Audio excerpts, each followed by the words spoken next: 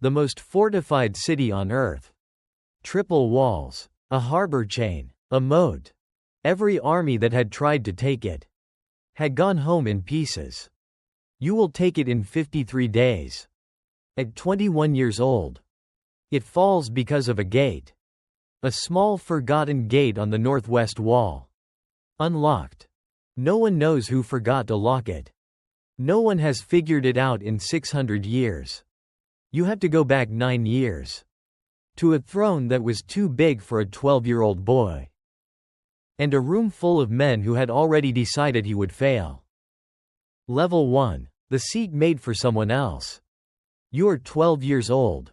Edirne, 1444. Your father has just handed you the Ottoman Empire and walked away. Not because he trusts you. Because he is tired.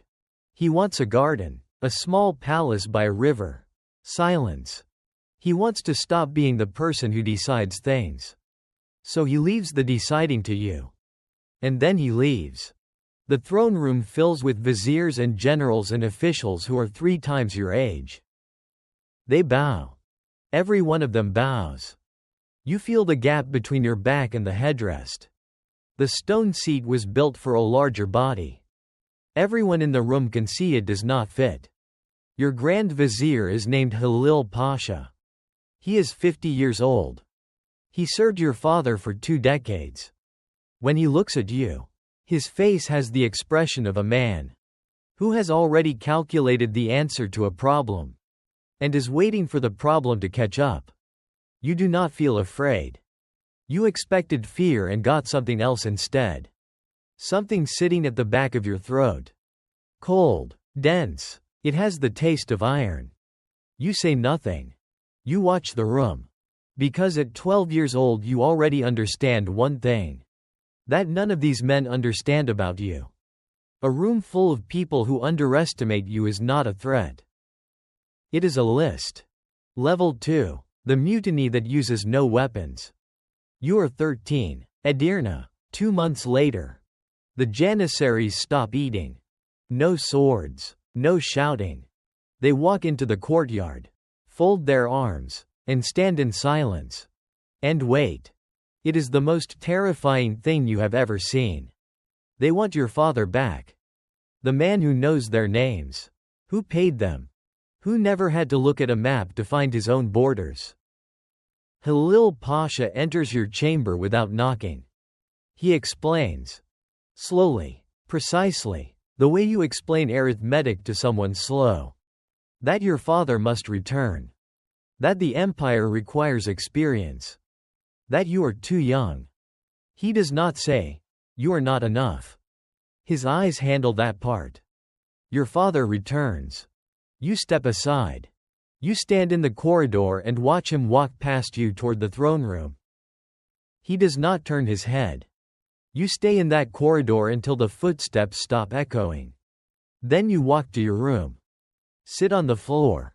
Press your back against the cold stone wall. You do not cry. But you do something that will matter more than crying ever could. You memorize the feeling. Every detail of it. The exact weight of a room making your decisions without you. You store it. You do not know what you are saving it for yet. Level 3. The province nobody wants to govern. You are 14. Manisa. Far from Edirne. Your father sends you here to govern. Official reason. Experience. Actual reason. Distance. He sends 2 scholars with you. Aksamseddin, a mystic. Speaks to you like you might actually become something. Molla Gurani, a jurist. Hits you with a cane when you mispronounce Arabic. You hate Gurani for 2 weeks. Then one morning he catches your mistake. Corrects it without anger. And moves on. No disappointment. No speech. Just, that was wrong. Here is right. Continue. It is the first time in your life that failure is treated as information and nothing more. You begin to learn differently after that. 6 languages in 4 years. Arabic, Persian, Greek, Serbian, Latin, Hebrew. Not because you are told to. Because you have read something you cannot unread. Every sultan who failed at Constantinople failed partly because he did not understand what he was attacking. Not the stone, not the moat. The people inside, their faith, their fear, their particular kind of pride. You start reading every account of every failed siege. You study the Theodosian wall's exact dimensions. Base thickness, 6.5 meters. Height, 12 meters. A water-filled moat in front. Triple walls in some sections. You draw it from memory by candlelight. The wax drips onto your hand. You do not move the candle. You are not preparing for war. You are preparing for one specific thing that every sultan before you skipped. You are finding the crack. Level 4. The message before dawn. You are 19. Manisa, February 1451. A rider arrives in the dark. Your father is dead. Stroke. Tuesday night. The rider is still breathing hard when you are already dressed. You walk to the throne room in Manisa alone. Sit down. The chair is wood, simpler than Edirne. But it fits. You issue one order before the sun comes up. Ride to Edirne. Tell no one outside the palace walls until I arrive. You ride through the night. You enter Edirne at midday. Walk to the main throne room. Lower yourself into the large carved stone seat. The gap between your back and the headrest, the one that everyone could see at 12, is gone. Halil Pasha enters. He bows. This time you hold his gaze until he is the one who looks down. You tell him you have work for him. He nods. He is visibly relieved. He believes you still need him. You let him believe it. You need him in front of you, not behind you. You look south. Past the palace. Past the Bosphorus. At the outline of a city you have been drawing from memory since you were 15 years old. The list is not finished. But it will be. Level 5. The man who walked out of Constantinople and into your camp. You are 20. Edirne. Winter 1452. His name is Urban. Hungarian. Engineer. He walked into Constantinople 6 months ago and stood before Emperor Constantine XI. And described what he could build. A cannon, large enough to matter. Constantine was interested. Constantine could not pay him. So Urban walked back out of Constantinople, crossed the water, and made the same offer to you. You ask him one question. Can you build something that will break the Theodosian wall? He says, 3 months. 3 months later, in a frozen field outside Edirne, a stone ball the size of a small child fires from a barrel 6 meters long. It travels a mile. Hits the ground. The sound arrives a half second after the impact. A compression in the chest. Not a noise. Ice falls from branches 200 yards away. The crater is deep enough to stand in. Your engineers measure. They record numbers. You stand at the edge of the crater and look in. The Theodosian wall has stood for 1047 years. This cannon has never touched it. But the math now exists. And you can already see the hole. Level 6. The problem nobody warned you about. You are 20. The Golden Horn. April 1453. 2 weeks into the siege. The land walls are taking damage. Urban's cannons are working. But Constantinople has 3 sides of water. And across the mouth of the Golden Horn harbor, the Byzantines have stretched a chain. Iron links as thick as a man's wrist. Floating on timber logs. Sealed across the entire harbor entrance. Your navy cannot enter. Without the navy, you cannot attack from the water. Without water attacks, the defenders concentrate everything on the land walls. The land walls hold. 3 days in your command tent. Your admirals debate fire ships. The chain survives fire. They debate going around the peninsula. The currents will not allow it. On the 3rd night, one of your commanders makes a proposal that silences the room. Don't cut the chain. Go over the hill. 70 warships. Wooden rollers laid in the mud along the ridge north of Galata. Greased with animal fat. 2 nights of pulling. In rain. In darkness. Through pine forest. On the third morning, 70 Ottoman warships are sitting inside the Golden Horn. Behind the chain. Not one link has been touched. You hear later that Byzantine soldiers on the walls wept when they saw the ships. Not from grief. From something worse than grief. The particular despair of watching someone do something you were certain was impossible. You do not celebrate. You look at the next problem. There is always a next problem. Level 7. The wall that will not fall. Day 47. Outside Constantinople. Every morning the cannons fire. Stone cracks. Sections collapse. By nightfall the Byzantines pack the gaps with timber and earth and rubble. By morning the cannons fire again. 80,000 men on your side of the wall. 7,000 defenders on theirs. The arithmetic is grotesque and it is not enough. You walk the perimeter at night. 2 guards kept far enough back that they cannot hear. The city glows across the water. It looks like a lamp left on in an empty house. You have the dome diameter of the Hagia Sophia memorized. 31 meters. Built in the year 537. From a Greek manuscript in Manisa when you were 15 years old. You have never been inside it. On May 22 the moon turns the color of rust. A lunar eclipse. Blood red over Constantinople. An old Byzantine prophecy says the city falls when the moon hides its face. For decades nobody took it seriously. Tonight, inside the walls, they are taking it seriously. You feel the fear in the city across the water like a weather change. A pressure shift. You walk back to your tent. You make the decision. Whenever something breaks, you move before the pieces stop falling. Level 8. The last ordinary night on earth for an empire. May 28, 1453. After dark. Before sunset you gave the order.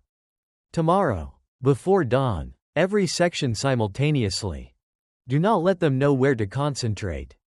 You ride the length of your line. 80,000 men in firelight. Sharpening, eating, praying. Some of them are younger than you were when you first sat in a throne that did not fit. You stop at one fire. A soldier looks up. He might be 17. Holding a clay bowl of lentil soup in both hands. Steam rising between his face and yours. He does not look away. He simply holds your gaze the way someone holds it when they have already made peace with tomorrow. You nod. He nods back. You ride on. In your tent, you kneel, forehead to the ground. You say the names of God 99 times. Then you lie on your back and listen.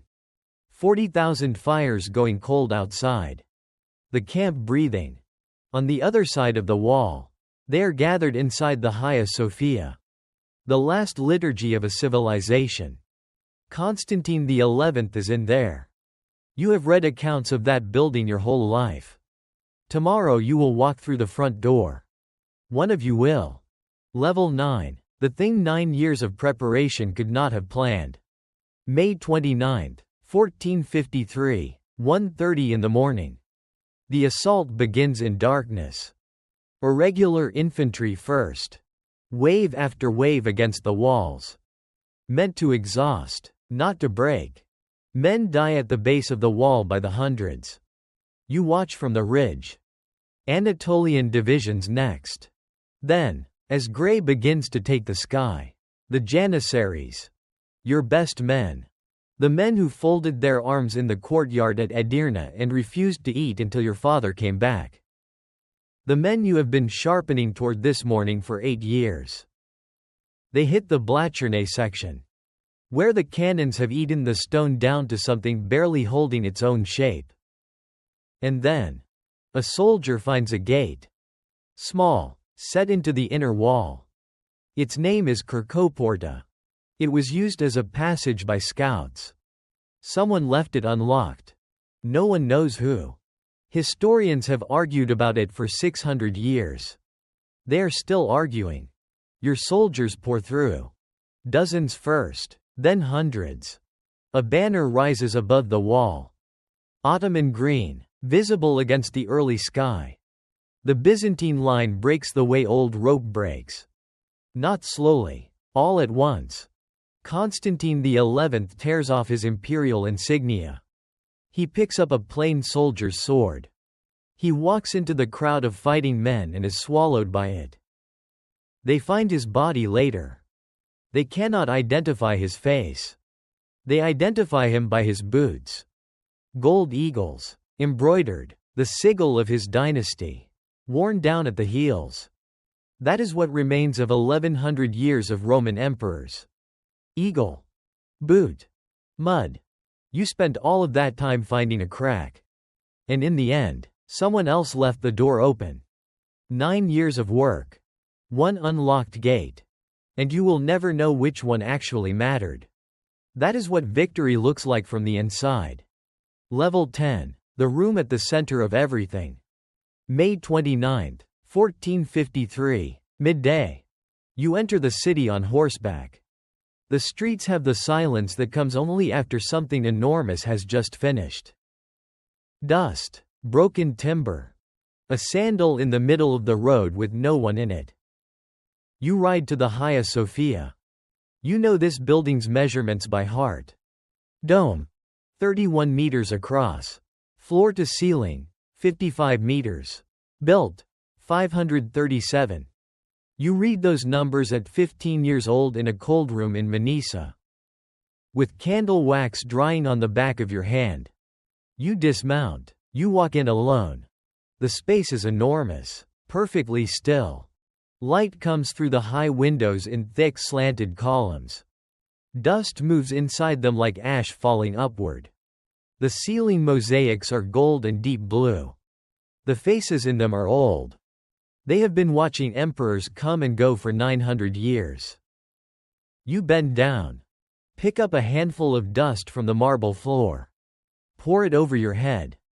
Not for anyone watching, not for the historians. You read once about an Arab general who did this the day he took a city. To remind himself that the man standing here in this moment is also dust. Will also be dust. Has always been dust. You are 21 years old. The largest church in the world is around you. You knew it by dimensions before you knew it by sight. And now you are standing in it. It is exactly as large as you imagined. It is larger than you imagined. Both things are true at the same time. You say something, quietly, to no one. Ne kader güzel bir şehir. Ve ne kader gec geldim. What a beautiful city. And how late I have come. Level 11. The reckoning that looks like mercy. Constantinople. June 1453. You do not burn it. Your generals expect burning. A conquered city is supposed to be unmade. Looted. Gutted. Made into a lesson. You do none of it. You bring in Greek scholars. Armenian merchants. Jewish traders. Genoese craftsmen. You want this city breathing and working within a year. You move your capital here. You restore the Greek Orthodox Patriarch to his seat.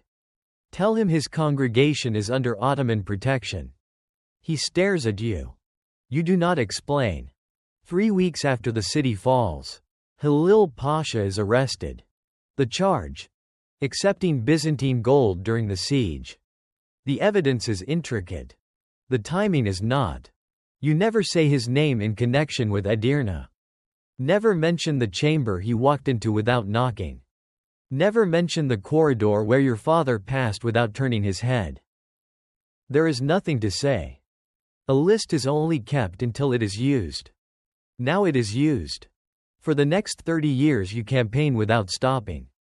8 wars. 5 countries. They call you Fatih, the conqueror. You receive the title the way you receive most things. As a fact, not an occasion. A man who reads Plutarch for pleasure. Who writes poetry in 3 languages under a name no one knows is his. Who invites a Venetian painter to Istanbul, sits very still for his portrait, and hangs it in his private rooms? A man who at 12 sat in a throne that did not fit, looked at a room full of people who had already written him off, and understood without saying it to anyone that they were simply wrong about the timeline. Level 12, the last march. You are 49, east of Constantinople, May 1481. You are marching. Your physicians have told you not to march. Gout, stomach pain that arrives without warning. A weight in your legs that was not there at 30, or 40, or even 45. You walk with a cane on the bad days. Today is a bad day. You march anyway. Your commanders do not know the destination. Some guess Rhodes, some guess Egypt. You have not told them. Near a town called Gebs, east of the city you spent your life preparing to enter. The pain changes. Different from before, deeper. You order the camp made. You do not get back on the horse. On May 3, 1481, you die in a tent. Your physicians cannot agree on why. Heart, some say. Poison, others. The argument goes on for decades. Your body is carried back to Constantinople. They dress you in the white kaftan, the one with gold thread at the sleeves and hem. Your face, the chroniclers write, is composed. You were 12 when the throne did not fit. You were 21 when you poured dust over your head in the Hagia Sophia. You were 49 when you stopped. In Rome, Pope Sixtus IV declares 3 days of public celebration. The crusade fleet he had been quietly funding stands down. An entire military coalition dissolved. Not because you died peacefully. Because it took the world 3 full days to begin to believe you were actually gone. Not the cities, not the campaigns. How long the room holds its breath after you leave it. The men in that room were not wrong about what they saw. A 12-year-old, no allies, a throne that did not fit. A city that had swallowed 700 years of armies whole. They were wrong about one thing only. They saw the beginning and decided it was the whole story. It never is.